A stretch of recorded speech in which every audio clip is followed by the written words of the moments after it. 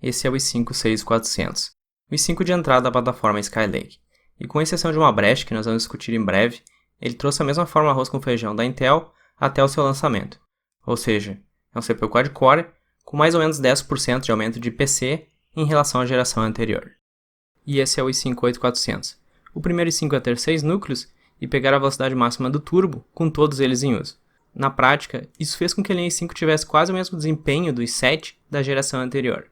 Óbvio que essa mudança não veio porque a Intel é boazinha. Ela foi uma resposta direta à boa recepção que o Ryzen 5, que é outro processador hexa-core da concorrente, obteve no seu lançamento. Hoje nós vamos partir para o mano a mano, botando o i5-6400 contra o 8400, explorando aquela brecha que permite altos overclocks no CPU Skylake. Nós já sabemos que na performance multicore, o 6400 não tem chance de competir com o 8400. Mas será que os games estão bem otimizados para fazer uso de 6 cores? Vamos descobrir. A minha ideia original para esse vídeo era apresentar uma alternativa para alta de preço dos processadores da Intel. E aí vai chegar alguém e vai dizer, por que não indicou um Ryzen 2 600? Bom, essa é uma alternativa meio óbvia, né? Todo mundo já fez isso. E se eu fizesse todo mundo faz, eu tá entediado pra caralho. E vamos combinar lá que o 2600 não é nada barato, né? Quando eu comecei a testar o 6400 como SLK pro vídeo, lá por outubro do ano passado, eu ainda consegui achar ele na faixa de 500 a 550 reais. Mas agora, em janeiro de 2019, ele também sofreu com o aumento dos preços da Intel, ficando aí na faixa de 650 a 750 reais, os mais em conta. Como você ainda vai ter que comprar um cooler para fazer overclock, talvez ele não seja mais tanto em conta assim, mas quem vai tomar essa decisão vai ser vocês, após ver nossos testes. Com esse aumento, a verdadeira alternativa para montar um PC barato com boa performance vai ser um 2500K, que já está na minha lista para fazer um vídeo desde junho do ano passado. Ele não sofreu muito com o aumento de preços e você ainda consegue achar ele na faixa de 300 a 350 reais e tem a vantagem de usar uma DDR3 baratinha. Com overclock, ele passa facilmente um i3-800 ou um i5-7600K em estoque. Mas esse é um assunto para outra hora. Vamos voltar para o 6400. Nessa altura do vídeo, aposto que vai ter um monte de gente pensando: como assim, overclock alto em processador não K? Isso não vai dar merda? PCI Express não vai dar junto? Não. Do Skylake até o Coffee Lake, o PCI Express não está mais relacionado com o BSLK. O único motivo pelo qual só o não K do Skylake consegue fazer overclock alto é porque a Intel introduziu essa arquitetura com um microcode que permitia esse tipo de OC. Depois de um tempo, eles atualizaram o microcode e bloquearam esse overclock, mas você ainda consegue fazer esse overclock facilmente utilizando uma BIOS mais antiga que continha um microcode que suportava overclock.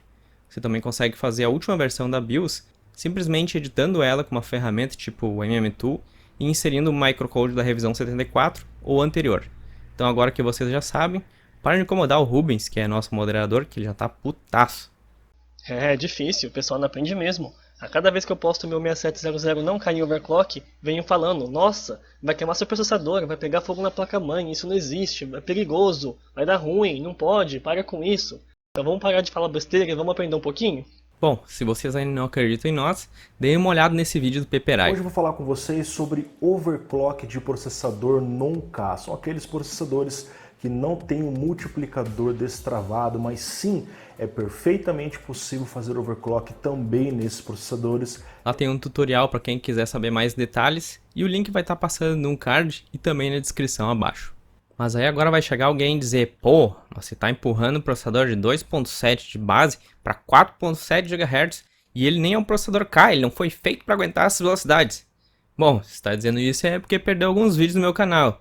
Então aí vai um trecho de outro vídeo que eu já fiz para refrescar a memória de vocês. O die, que é a parte principal do processador, vem de algo que nós chamamos wafer. No wafer, nós temos um monte de dies que são cortados e depois inseridos no PCB, e eventualmente eles vão formar um processador. Todos os processadores com a mesma quantidade de núcleos vêm do mesmo tipo de wafer, ou seja, um i5-6400 vem no mesmo tipo de wafer que um i5-6600K e até mesmo um i7-6700K. Eles só são produtos diferentes porque são limitados pelos fabricantes, baseado no processo de binagem e na demanda de mercado. Na prática, falando de uma forma extremamente simples e grotesca, isso quer dizer que um i5-6400 só não é o mesmo processador que um i7-6700K porque a fabricante decidiu travar o multiplicador e desabilitar o hyperthreading. É claro que os chips de entrada normalmente são aqueles que saíram pior na binagem, mas nem sempre isso é verdade. Muitos podem ter saído bem e apenas serem limitados para atender uma demanda específica de mercado, já que a demanda por chips de ponta normalmente é bem menor que a dos chips intermediários. Tá, agora que a gente já relembrou disso, vamos dar uma olhada no preço de cada kit. No processador a gente tem a maior diferença de preço. Embora o 6400 também tenha sofrido um pouco com a falta dos processadores da Intel no mercado, o aumento foi de uns 550 para a faixa de R$700. Já o 8400, que se achava na faixa de 800, mais próximo do lançamento, hoje está com um preço ridículo, fica aí na faixa de uns R$1.200. Para a placa-mãe, eu sigo usando a Z170 Pro 4 para tudo e todos os experimentos. Essa é uma das Z170 mais baratas que existem e foi nela que eu fiz o meu primeiro BIOS mod para rodar o Coffee Lake lá em março de 2018. Inclusive, para quem quiser saber mais sobre como modificar BIOS para dar suporte ao Coffee Lake, eu tenho um tutorial aqui no canal. Vou deixar um card e o link para o vídeo na descrição. Você pode usar qualquer Z170 para fazer overclock via BCLK com a BIOS certa. A única vantagem da ASRock é que ela é menos chata para fazer o flash de BIOS mais antigas, podendo usar o próprio Instant Flash. Você encontra as Z170 usadinhas por um ótimo preço hoje, com bons negócios chegando até mesmo a R$300, que é inclusive mais barato que a H310, mais em conta que eu achei hoje. Como o 8400 é um CPU travado, até uns 103 no BCLK, fica mais em conta pegar uma H310 do que gastar aí seus R$300 a mais para pegar uma Z370 de entrada. É claro que eu pessoalmente estou usando a Z170 com BIOS mod, mas nem todo mundo está disposto a isso. Portanto, a memória ficou limitada em 2666 MHz, que é o máximo que o chipset H310 libera para você. Eu poderia ter apertado um pouco mais os timings, mas sinceramente deu preguiça e a diferença não ia ser muito relevante. A diferença entre os kits é de R$500, mas considerando que você ainda vai precisar comprar um cooler Pro C dos 6400, pode botar aí mais uns R$100 para algo intermediário. Eu não considero que seja uma diferença muito grande, a ponto de indicar o 6400 no BCLK como uma alternativa melhor, mas dependendo dos jogos que você joga, ele pode até ser considerado. Esse setup faz mais sentido para algo intermediário para alguém que está disposto a fazer um BIOS mod e usar um Coffee Lake desbloqueado mais tarde. Eu só não recomendaria um i9 9900K numa Pro 4S da vida em função do VRM. Se a ideia é não ficar limitado, o ideal é partir direto para uma Extreme 6 ou uma Gaming K6, que ainda se acham algumas por R$500 e tem um VRM semelhante à Z390 intermediária. O nosso setup de teste utiliza um i5 6400 em 3 velocidades. Primeiro sem overclock, depois com 160 de BCLK, que dá 4.32 GHz, e depois com 176 de BCLK, que dá 4.75 GHz. Eu usei a velocidade intermediária porque nem todos os 6400 vão bater 4.75 GHz, mas pelo que eu pesquisei, eles devem bater pelo menos 4.4 GHz com a atenção correta. Então eu botei uma margem, baixando para 4.32 GHz, já que assim também conseguiria arredondar a RAM para 3200 MHz. Lembrando que a velocidade da RAM escalona junto com o BCLK e você precisa fazer esse ajuste manualmente. Para o CPU em estoque, eu só carreguei o perfil XMP, que é de 2400 MHz, com 1.2 volts e 15 nas latências principais. Eu poderia ter escolhido velocidades mais baixas no C, mas como todo o propósito desse vídeo é mostrar o quanto o overclock agrega em termos de custo-benefício, eu deixei em velocidades mais altas, ajustando apenas a tensão para 1.4 volts e as latências principais. Notem que nem todos os kits vão pegar essas velocidades, mas eu acho que até mesmo os kits que vierem com os chips da Hynix MDI devem pegar em torno de 3000 MHz com o ajuste correto. A placa-mãe é a Z170 Pro 4S com microcode revisão 74. Inclusive, se você for no site da ASRock e baixar a última BIOS de 2016, a versão 7.3, e fizer o flash, o overclock via BCLK vai funcionar perfeitamente, sem precisar que você mexa no arquivo da BIOS. Como o teste é estritamente na performance do processador, não podemos ter a placa de vídeo como um limitador, por isso estamos usando uma 1080 Ti. Notem que normalmente esse tipo de setup vai ser montado com uma placa de vídeo mid-range, tipo uma 1060. Na maioria dos jogos não competitivos, ela vai segurar o FPS muito antes do CPU atingir o seu potencial máximo. Agora, nos games competitivos online como PUBG, CSGO e Fortnite, que são os jogos mais jogados hoje em dia, o pessoal costuma usar uma qualidade mais baixa para maximizar o FPS, já que isso dá uma vantagem competitiva em função da melhor resposta dos controles. Portanto, nesses jogos é bem possível que você consiga replicar esses resultados até mesmo com uma placa de vídeo mid-range como a 1060 ou a 580. Nosso primeiro game é o PUBG, estamos rodando ele em Full HD no preset alto. Para medirmos a performance corretamente, estamos usando o modo replay, assim todas as configurações passam pela mesma carga. Para termos uma simulação pesada, iniciamos a partida na escola cheia, já que é onde normalmente ocorrem travamentos em máquinas mais fracas. O teste está sendo editado para que o nosso vídeo fique mais dinâmico, mas ele estará disponível na íntegra para todos os nossos membros e apoiadores.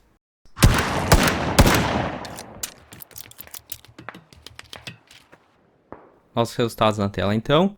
O i5-6400 com overclock a 4.75 GHz empurrou 21,4 frames a mais que o i5-8400, e já com o clock mais moderado, em 4,3 GHz, ele ainda ficou na frente em 11,9 frames por segundo. No 1% low, a diferença foi bem mais significante, e isso não é uma anomalia porque nos 4 testes que eu rodei, o melhor foi 31 e o pior 27,8. O teste mediano é o que vocês estão vendo na tela, em 28,5 frames por segundo. Nosso próximo game é o GTA V. Estamos rodando ele em Full HD, com todas as opções gráficas no alto e o MSA em 2x. Apesar desse game ser um pouco antigo, ele sempre é muito votado para ser colocado nos testes, então ele está aí para vocês. O trecho do teste é esse, na perseguição de carro, onde o CPU é mais utilizado. Lembrando que o teste completo sem estar acelerado estará disponível para todos os nossos membros e apoiadores.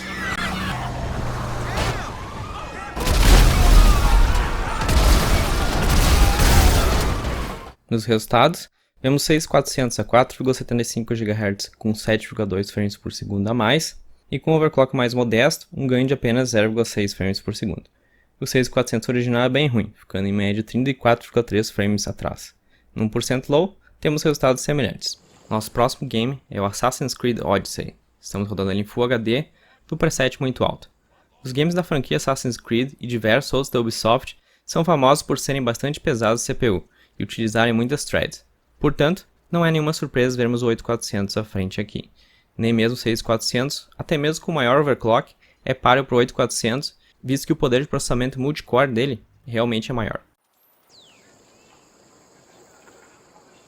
Nos resultados, vemos o 6400 com maior overclock batendo uma média negativa de 6,5 frames por segundo em relação ao 8400. Com overclock menor, essa diferença aumenta para 12,9. O 6400 em estoque, mais uma vez é um desastre, ficando em 20,7 frames por segundo atrás. No 1% low, os resultados são semelhantes. Nosso próximo game é o Fortnite, possivelmente o game mais jogado do momento. Estamos rodando ele em Full HD, com a distância de visão no épico. Mesmo não sendo um game que eu jogue, ele foi muito requisitado para os nossos testes, então aqui vai um comparativo do modo replay. Eu peguei um trecho curto do início do game, envolvendo combate e uma kill para tentar replicar momentos importantes de uma partida.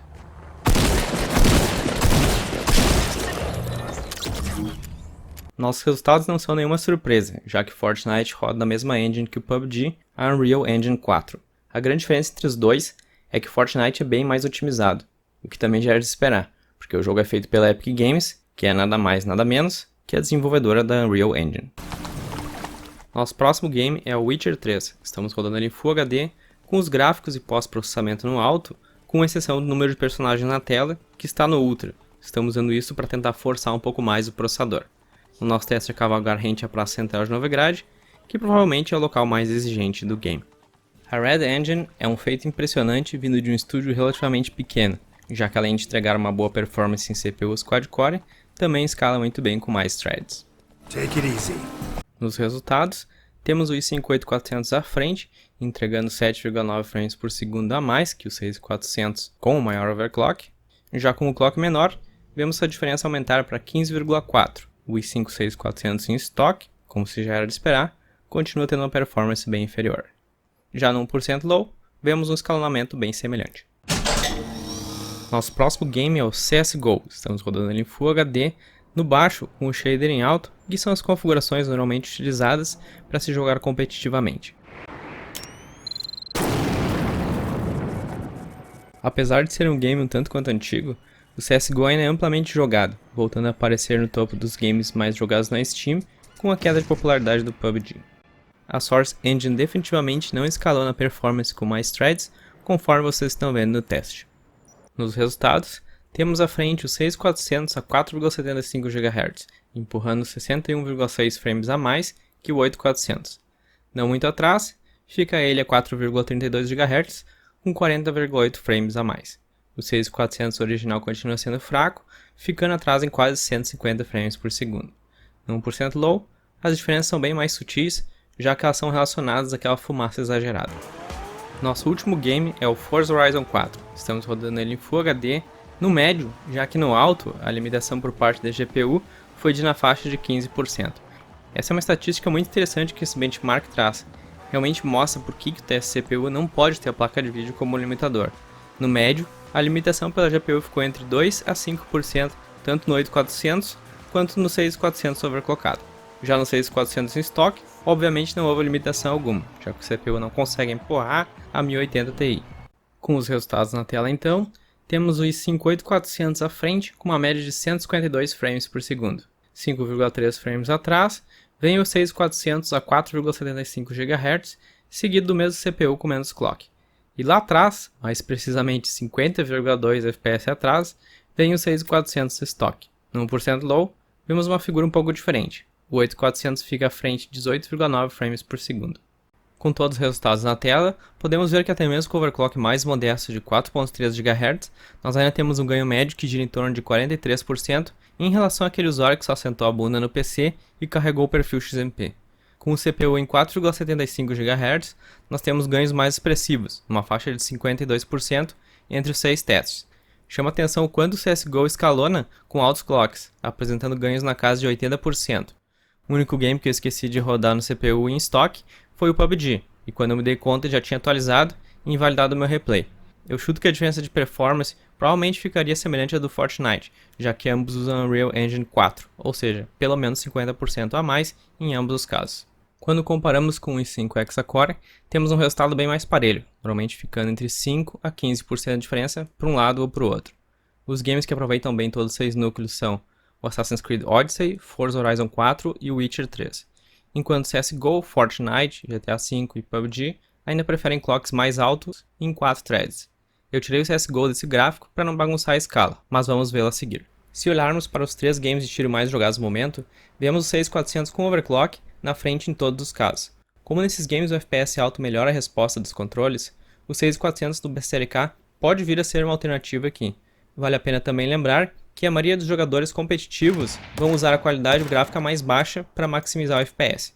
Então até mesmo uma placa de vídeo intermediária como uma 1060 ou uma 580 conseguiria trazer essa diferença de performance.